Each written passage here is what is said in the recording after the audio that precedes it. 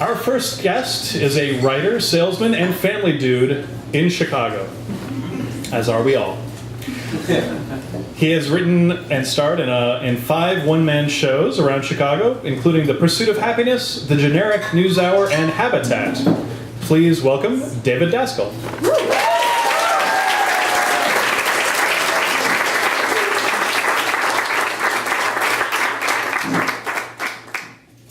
Thanks so much, everybody, for being here. Thanks, Andrew and Eden, for having me. All right.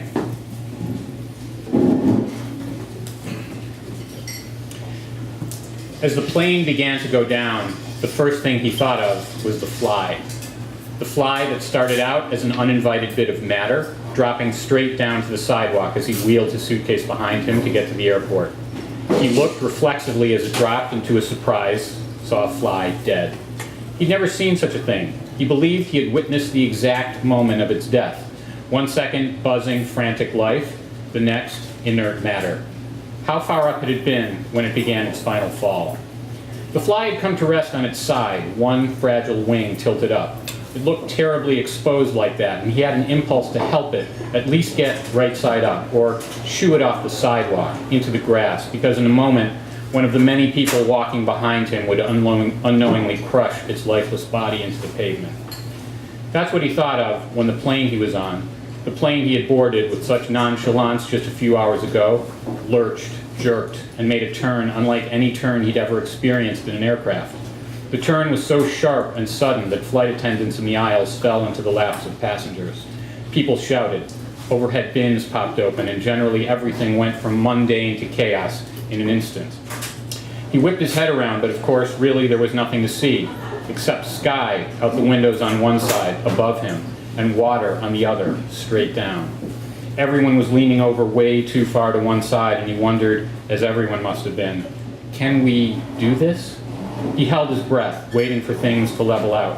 When they didn't, and he had to exhale, fear coursed through his body.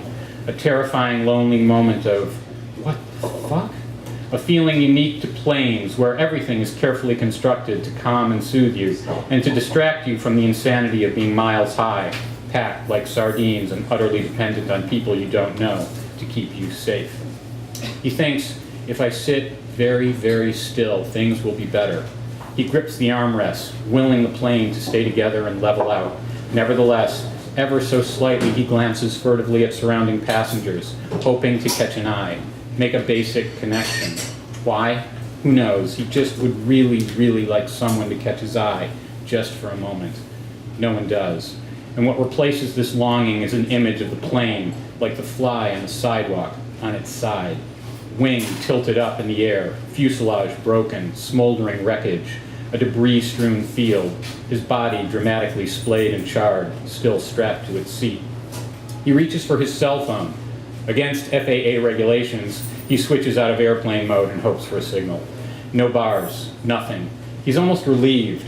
What would he say anyway? Goodbyes have always irritated him, as if the last words spoken in an encounter had some extra added mystical significance over and above the thousands that had come before. It made no sense. I mean, if you hadn't said it by now, it's too late, he thought.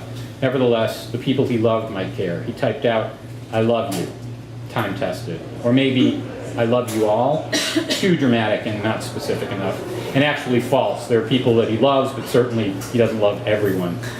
Maybe a different tact entirely, something clever, brave, smiling in the face of death. He briefly considers, at least I'll never get cancer.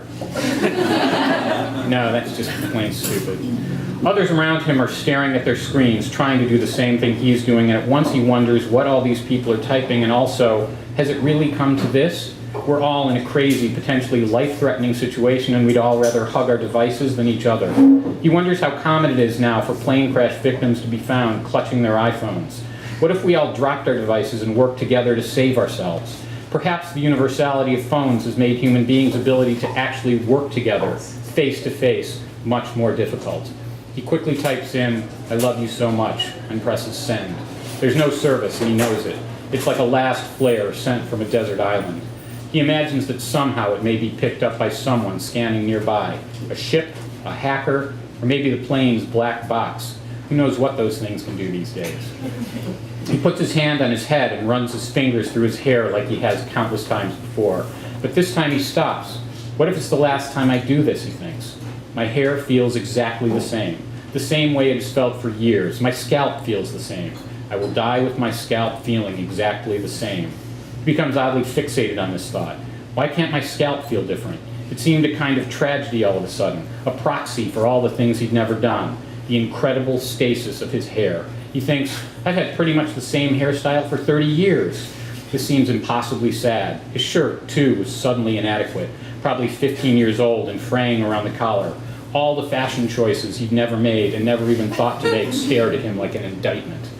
The plane continues to lurch and spiral. Just before things went haywire, he'd been listening to a playlist on his headset, and so the moment of panic was set to the sound of Embraceable You, with its elegant strings and white glove melancholy.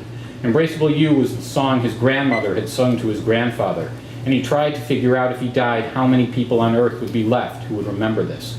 This tiny, cherished factoid of family history was going to become extinct soon. And he looked around at his fellow passengers in various states of shock, fear, resignation, and panic. And he wondered about all the history that was going down right now.